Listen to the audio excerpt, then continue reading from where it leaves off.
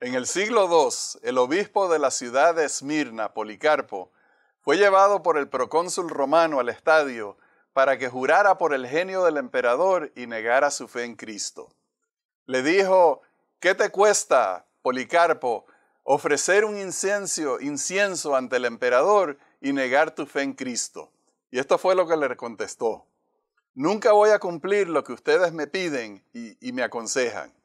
Entonces el procónsul le aconsejó a Policarpo diciéndole: a tu avanzada edad debieras de tener compasión de ti mismo y negar tu fe para salvar tu vida.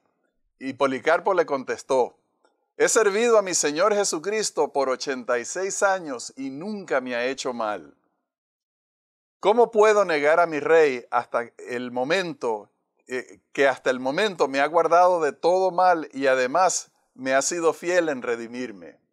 Entonces el procónsul le dijo: si no niegas a Cristo, te vamos a echar a las fieras. A lo cual le contestó el anciano: que vengan las fieras, porque no cambiaré mi fe.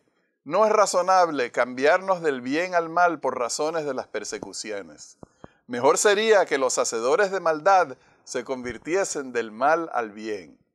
Y entonces el procónsul le dijo: si no le tienes miedo a las fieras tampoco, entonces te vamos a echar al fuego. A lo cual contestó Policarpo: usted me amenaza con el fuego que arderá tal vez una hora y luego se apagará. Pero usted no sabe de la llama del juicio de Dios, que es preparada para el castigo y tormento eterno de los impíos. Pero, ¿por qué demora? Traiga las fieras, traiga el fuego, o traiga lo que sea. Ningún tormento me hará negar a Cristo, mi Señor y Salvador. Eso lo pudo decir el obispo Policarpo porque él tenía seguridad y confianza en quien había creído. Él estaba seguro de su salvación. Este es el tema de nuestro estudio de hoy y no se retiren, que ya regresamos.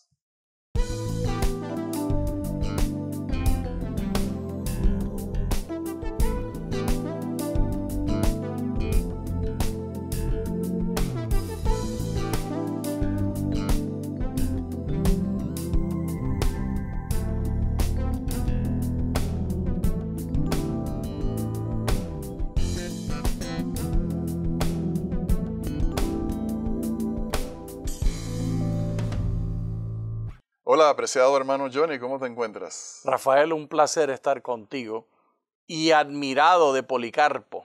Cuánta cátedra nos ha dado en su vida. Y eso no fue en vano, eso le tocó a él el martirio. Johnny, pero precisamente por eso la gente se convertía, porque veía la fidelidad, veía la seguridad y se sentían atraídos al Evangelio. Y esa integridad del siglo II, lamentablemente se perdió el celo. Y lo mismo sucede para nosotros hoy, en nuestra iglesia local. Por eso debemos continuamente clamar a Dios en oración para ser firme. Amén. Oremos. Amén. Señor, reconociendo a Policarpo como ejemplo y reconociendo que tenemos la oportunidad de, como él, responder ante la persecución, aceptamos nuestra debilidad y nos rendimos a ti no como fuertes y valientes, sino como miedosos, orgullosos y sin fuerza. Débiles. Señor, ayúdanos en nuestra debilidad. En el nombre de Jesús oramos. Amén. Amén. Amén. El tema que vamos a estudiar hoy acerca de la seguridad de la salvación es un tema muy hermoso y un tema de gran importancia para nuestra fe, para que estemos anclados, bien arraigados en la fe que compartió Jesús. Y el primer pasaje que vamos a leer es en Corintios. Todas estas cosas les acontecieron como ejemplo y están escritas para amonestarnos a nosotros que vivimos en estos tiempos finales. Así que el que piensa estar firme, mire que no caiga. No os ha sobrevenido ninguna prueba que no sea humana, pero fiel es Dios, que no os dejará ser probados más de lo que podéis resistir, sino que dará también juntamente con la prueba la salida, para que podáis soportarla. Aquí tenemos una exhortación que parece ser, Johnny, una exhortación al individualismo y a la fortaleza del ser humano. El que piense estar firme, mire, voy a agregar estas palabras, por sí mismo, que no caiga. Como dándonos a entender que es nuestra responsabilidad no caer de la salvación. Y el problema con ese pensamiento, Johnny, esa interpretación incorrecta, Sí. es que entonces nosotros nos miramos a nosotros mismos y nosotros decimos, entonces yo no voy a ser salvo, porque yo caigo a cada rato. Mi definición es el caído, el caído en pecado. Y eso es lo que aparentemente Pablo está capturando, porque entonces viene una explicación después del verso, el que piense estar firme, mire y no caiga. Una explicación que nos dice que Dios está interviniendo al momento de nuestra tentación y que Él controla qué clase de tentación recibimos. Y esto, Rafael, resulta ser animador y también un poquito desconcertante, porque si Dios controla la tentación y la cantidad o la intensidad de ella, ¿por qué mejor no la elimina toda? Y esa es la oración del Padre Nuestro. Johnny, es que en eso precisamente está el aprendizaje.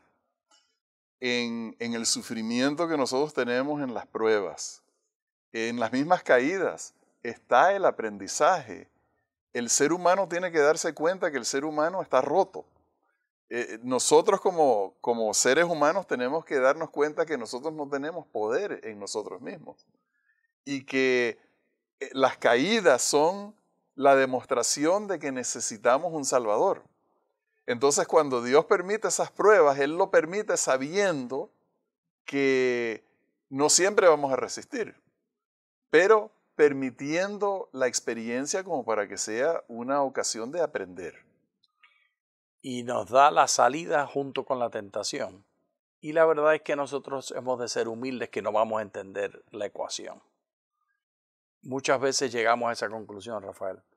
Cuando pretendemos explicar mucho los misterios de Dios, nos quedamos cortos y podemos ser insultantes, idólatras.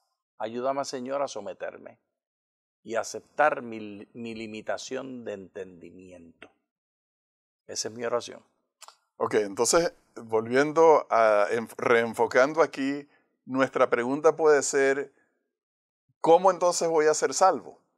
¿Cómo voy a hacer para resistir la tentación? Vayamos al libro de Gálatas. Pero cuando vino el cumplimiento del tiempo, Dios envió a su Hijo, nacido de mujer, nacido bajo la ley, para redimir a los que estaban bajo la ley. A fin de que recibiéramos la adopción de hijos. Y por cuanto sois hijos, Dios envió a vuestros corazones el espíritu de su Hijo, el cual clama, Abba, Padre. Johnny, aquí está representada la Trinidad. Dios envió a su Hijo y el Espíritu. Esta es una revelación de un plan de salvación de la raza humana caída. Que ocurre al venir el cumplimiento del tiempo. El cumplimiento del tiempo quiere decir que esto es un plan. Esto es algo que Dios en su sabiduría, que no nos ha explicado cómo funciona este plan o los tiempos de este plan, especialmente la segunda venida de Cristo, pero que esto nos indica a nosotros que esto está decidido por Dios. Esto es un plan que la Trinidad creó para la salvación del ser humano. Y Johnny, aquí aparece la obra que hace el Padre enviando a su Hijo, la obra del Hijo naciendo de mujer y viviendo la vida que vivió, estoy completando con otros pasajes, y la obra del Espíritu Santo. Lo que no aparece allí es la obra del ser humano en la salvación. Porque ninguna está ausente, no es necesaria, no es competente, no sirve para nada, no se cuenta, no está como parte del algoritmo. No es parte en la ecuación. Y ahorita vamos a ver más adelante la parte que le toca al ser humano, pero mientras tanto aprendemos que el plan de salvación es un plan del Padre, del Hijo y del Espíritu Santo para salvar al ser humano que no se puede salvar a sí mismo. Y vamos a ver la base de esto en el libro de Génesis. Pondré enemistad entre ti y la mujer, y entre tu simiente y la simiente suya. Esta te herirá en la cabeza, y tú la herirás en el talón. Ay, aleluya, aleluya, aleluya. Señor, hiere ya esta serpiente. Acábale la cabeza. Destruye al enemigo. Que podamos triunfar contigo y participar en las bodas del Cordero. Eso es lo que yo quiero decir, Rafael. Eso es lo que siento y eso es lo que anhela mi corazón. Esta historia de Génesis es la historia de los fracasados y de los triunfadores. Y yo estoy entre los fracasados y Dios me pone entre los triunfadores. Este pasaje dice, hablando de Dios, pondré enemistad entre ustedes. O sea, no entre Adán y Eva, obviamente, sino entre el diablo y el ser humano. Esta es una obra de Dios. El ser humano aparece aquí en este pasaje en forma pasiva. El activo es Dios. Dios es el que está obrando la salvación del ser humano. Amén. Entonces, tenemos que darnos cuenta de este tema en el que la Biblia presenta la salvación como una obra que está haciendo la Trinidad, el Padre, el Hijo y el Espíritu Santo. Y vamos a ver el siguiente pasaje, también en Génesis, donde Dios habla con Abraham. Jehová había dicho a Abraham, vete de tu tierra, de tu parentela y de la casa de tu padre a la tierra que te mostraré. Haré de ti una nación grande, te bendeciré y engrandeceré tu nombre y serás bendición. Bendeciré a los que te bendigan y a los que te maldigan, maldeciré. Y serán benditas en ti todas las familias de la tierra.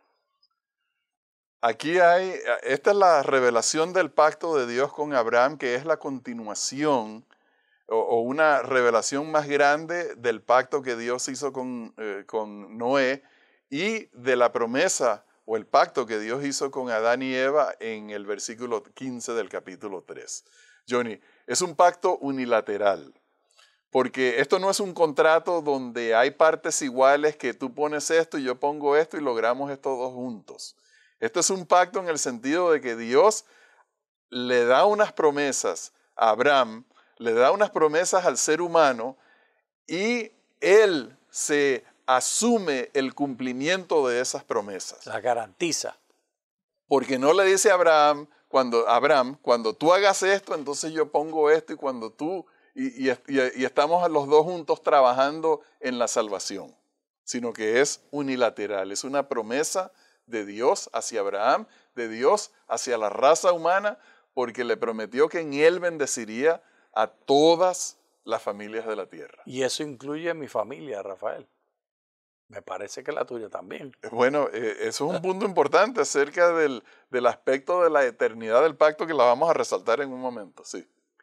Yo le agradezco a Dios este mensaje de salvación porque está centrado en bendición. Cuando usted predica el evangelio, no predique miedo, por favor. No predique temor ni destrucción, ni siquiera destrucción del enemigo. Y mira que yo quiero la destrucción del enemigo. La predicación debe ser de bendición. Noten ustedes que Dios habla clarito, que Él va a bendecir y que Él pone a Abraham para que bendiga a todos los de la tierra. Es decir, la salvación es para darnos a nosotros bendición y para que nosotros nos convirtamos en bendición para los vecinos y para todos los demás.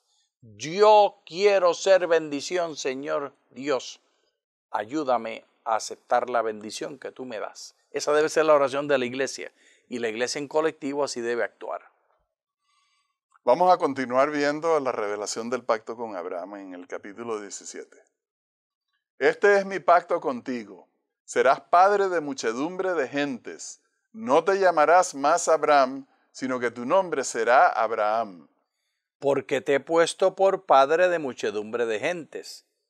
te multiplicaré en gran manera, y de ti saldrán naciones y reyes. Estableceré un pacto contigo y con tu descendencia después de ti, de generación en generación un pacto perpetuo para ser tu Dios y el de tu descendencia después de ti. Te daré a ti y a tu descendencia después de ti la tierra en que habitas, toda la tierra de Canaán, en heredad perpetua, y seré el Dios de ellos.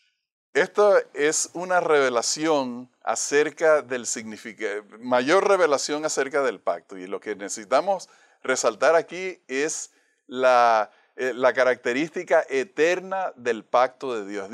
Johnny, cuando Dios hace un pacto eterno, ¿cuánto dura eso? Bueno, Rafael, yo no sé cómo medir la eternidad, pero me parece que quiere decir que empezó antes de que yo naciera y seguirá después que yo me muera. Ahora, yo lo que quería resaltar con esa pregunta, Johnny, es que nosotros, si vamos a leer la Escritura para creerla, tenemos que creerla. Sí. Aquí hay un pacto que Dios llama eterno. Contigo y con tu descendencia después de ti, y bendeciré a todas las familias de la tierra. Este es un pacto con todos los seres humanos que nos alcanza a nosotros, que no tiene fecha de vencimiento. Amén. A veces uno entra ahí a la cocina y abre la puerta de la nevera y saca un producto, por ejemplo una leche, y tiene fecha de vencimiento y se pasó y hay que botarla. O algún otro producto, algunos vegetales que ya están pasados y hay que tirarlos. El pacto de Dios no se descarta. El pacto de Dios no depende del comportamiento del ser humano. El pacto de Dios es un pacto donde Dios se comprometió a salvar a todos los que creyeran en Él y aceptaran su pacto. Ese pacto no vence, ese pacto no se acaba. Y todo eso está empacado en la palabra perpetuo. Gloria sea el nombre de Dios. Sí. Entonces, Johnny, si nosotros estamos hablando en esta lección, en este estudio acerca de la seguridad de la salvación, no basamos la seguridad de la salvación en ninguna cosa que nosotros hacemos o ninguna cosa que hemos logrado o ninguna cosa que nosotros somos, sino en las promesas de Dios, o en la descripción de Dios de que su promesa, su pacto es eterno, no puede vencer, no se acaba, nada lo deshace, porque la palabra de Dios permanece para siempre. Por ahí dice la Escritura que permanece para siempre, es eterna. Amén. Lo mismo ayer, hoy y mañana. Y así se lo presentaron al hermano Abraham. Eso es lo que está en Génesis 17, los versos 9 y 10. El versículo 9 dice, dijo de nuevo Dios a Abraham, en cuanto a ti guardarás mi pacto, y tú y tu descendencia después de ti, de generación en generación. Este es mi pacto, que guardaréis entre mí y vosotros y tu descendencia después de ti. Todo varón de entre vosotros será circuncidado. El incircunciso, aquel a quien no se le haya cortado la carne del prepucio, será eliminado de su pueblo por haber violado mi pacto. Y esta declaración del pacto, colocándolo en el órgano reproductivo masculino, es importante entender que en el contexto del antiguo cercano oriente tenía significado especial. Los habitantes del antiguo cercano oriente, dicho sea de paso, de muchos otros lugares también, se ha encontrado esto entre los incas y entre los mayas, en el Perú y en México. Se adoraba el órgano masculino, una adoración fálica, y esa adoración era en base al pensamiento de que el placer del hombre y el placer del ser humano es el centro de la eternidad. Y Dios le está diciendo, no, yo soy dueño de los órganos de reproducción. Mi pacto es eterno porque es conmigo y en mis términos. Y es un conflicto con la cultura, Rafael. De hecho, encontramos en Egipto personajes siendo circuncidados y le da el nombre de sacerdote al que está circuncidando. Inclusive es una ilustración la que tengo en mente, que estoy trayendo a colación, donde le tiene la mano puesta encima, es un adulto el que está siendo circuncidado. Y mientras le hace la circuncisión, dice las palabras que el adulto está indicando. Y le está entregando a uno de sus dioses el prepucio, indicando su sometimiento a él. Y Dios está diciendo, a mí es que se tienen que someter. Yo soy dueño de todos ustedes. Todo eso está empacado en la circuncisión. Ahora, Johnny, este aspecto de la circuncisión se puede ver también desde el punto de vista de que el hombre, el ser humano, tenía que darle una señal a Dios, ya sea una palabra o algo, para decir, yo acepto tu pacto, Señor. Yo estoy aceptando tus promesas y quiero beneficiarme de tus promesas. Y la forma como Dios escogió para señalar esa aceptación del pacto fue el aspecto de la circuncisión, que la hembra no lo tenía, pero ese no era la única forma. Otra forma que había de señalar el aceptamiento del pacto era el cumplimiento de los mandamientos. Pero fíjate tú, Johnny, que ahora no se convierte, o sea, desde este punto de vista no se mira el cumplimiento de los mandamientos como una parte del plan de la salvación, sino sencillamente como una señal de que yo estoy en tu pacto y acepto la salvación que tú obras por mí. El regalo que tú me estás dando de sacarme del hoyo porque yo no puedo. ¿Y cómo te lo señalo, Señor? Obedeciendo tu sábado, por ejemplo, que era algo tan simbólico en los judíos, pagando mi diezmo, obedeciendo todas esas leyes rituales y esas leyes morales, diciéndole al Señor, yo estoy dentro de tu plan de salvación y así te lo doy a saber. Incluyendo la circuncisión. Sí, incluyendo la circuncisión. Ahora, este pacto no terminó en el Antiguo Testamento, sino que tiene su manifestación también en el Nuevo Testamento. Y vamos a leerlo en el libro de Hebreos. Que el Dios de paz, que resucitó de los muertos a nuestro Señor Jesucristo, el gran pastor de las ovejas, por la sangre de su pacto eterno, os haga aptos en toda obra buena para que hagáis su voluntad, haciendo Él en vosotros lo que es agradable delante de Él por Jesucristo, al cual sea la gloria por los siglos de los siglos. Amén. Aquí se está hablando, querido hermano, acerca del mismo pacto que Dios hizo en la antigüedad y que lo fue revelando poquito a poco.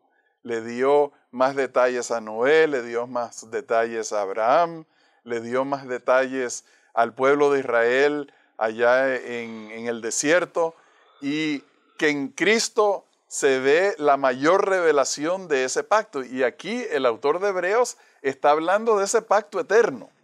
O sea que en la mente del Nuevo Testamento ese pacto todavía es válido y se cumple en nosotros. Pero entonces habla, como estamos hablando de la salvación, habla de la sangre de Cristo. No está hablando de la obediencia del ser humano. No está hablando del esfuerzo que hace el ser humano para ser salvo, sino de la sangre de Jesús. Amén. Queriéndonos dar a entender que el plan de salvación no es sino una obra que hace el Padre, el Hijo y el Espíritu Santo a beneficio de nosotros los seres humanos. Y la señal del pacto en el Nuevo Testamento ya no es la circuncisión, Johnny. Bautismo. Ahora se convierte en el bautismo. Yo no sé. Duele menos. Es mucho más agradable, ¿verdad? Excepto en invierno. Yo me acuerdo que ya a mí una vez me tocó bautizar a unas personas en un río allá en Texas en invierno y estaba fuerte el agua, estaba bastante frío el agua, pero la gente se bautizó. ¿Y por qué razón se fueron a un río en invierno? No recuerdo ahora. Era invierno, no sé por qué razón bautizamos en el río. Por la importancia del bautismo. A veces las personas piden ser bautizados en el río como se bautizó Jesús y bueno, el pastor no debe decirles que no cuando tienen ese pensamiento en mente. Pero entonces está claro que la señal de aceptar el pacto de salvación es el bautismo. Y continúa la señal de obediencia a la ley moral de Dios, porque esa es la forma como le decimos a Dios todos los días: acepto tu salvación y este es mi señal para ti. No ganarnos la salvación, sino la señal de aceptar la salvación. Yo acepto, Rafael. Amén. Amén. Vamos a ir ahora al libro de Joel. El sol se convertirá en tinieblas y la luna en sangre antes que venga el día grande y espantoso de Jehová. Y todo aquel que invoque el nombre de Jehová será salvo. Porque en el monte Sión y en Jerusalén habrá salvación, como ha dicho Jehová, y entre el resto al cual él habrá llamado. Johnny, pareciera difícil creer que todo lo único que uno tiene que hacer es invocar el nombre de Dios para ser salvo. Pero eso fue demostrado en el momento de la crucifixión de Jesús. Porque no se le puede dar ningún otro nombre a lo que hizo el así llamado ladrón bueno, que invocó el nombre de Jesús y Jesús le dijo: estarás conmigo en el paraíso. Amén. ¿Cuán segura es nuestra salvación? Cuando Dios promete que si invocamos el nombre de Él, entonces seremos salvos. Y hay mucha gente dudando acerca de su salvación, Johnny, innecesariamente. Debemos de creer a Dios cuando dice: invoquen mi nombre y será salvo. Amén. Vamos a ir al siguiente pasaje en el libro de Juan. Mis ovejas oyen mi voz y yo las conozco y me siguen. Yo les doy vida eterna y no perecerán jamás, ni nadie las arrebatará de mi mano. Mi Padre que me las dio, mayor que todos es, y nadie las puede arrebatar de la mano de mi Padre. Rafael, la seguridad que siento de estar en la mano del Señor Jesús está basado en la marca de los clavos que tiene en su mano. Ahí puedes ver los clavos. No es inocente esa seguridad. Está basado en un recordativo continuo de que por causa de mi desobediencia, de la desobediencia de mis padres y de mis primeros padres inclusive, mi Dios ha sufrido. Y este sufrimiento será eterno, teniendo sus heridas y sus marcas por la eternidad. Gracias, Señor Jesús. Yo le alabo y le doy todo el honor. Y le pido que me ayude a no deshonrarlo. Ese es mi gran temor, deshonrarlo por orgullo. Que pueda yo someterme a Él y alabar su nombre, porque Él es bueno y para siempre es su misericordia. Amén. Para siempre. Vamos a leer ese mensaje en el libro de Apocalipsis. En medio del cielo vi volar otro ángel que tenía el evangelio eterno para predicarlo a los habitantes de la tierra, a toda nación, tribu, lengua y pueblo. Decía a gran voz: temed a Dios y dadle gloria, porque la hora de su juicio ha llegado. Adorad a aquel que hizo el cielo y la tierra, el mar y las fuentes de las aguas. Johnny, este es el evangelio eterno, el que Dios diseñó, el que Jesús ejecutó muriendo en la cruz, naciendo como ser humano, viviendo su vida de ministerio, predicando el carácter de Dios, el amor de Dios y muriendo en la cruz, y el pacto que se confirma en la promesa y en la realidad del Espíritu Santo obrando en nuestras vidas. Nosotros somos salvos, no por nada que nosotros hacemos, sino por la palabra de Dios, porque Él empeñó su palabra, porque Él garantizó nuestra salvación si nosotros invocamos su nombre y confiamos en sus promesas. Amén. Amén. Amén. Y amén. Gracias, apreciados hermanos, por acompañarnos en el estudio de hoy. Les deseamos muchas bendiciones de Dios. Muchas gracias.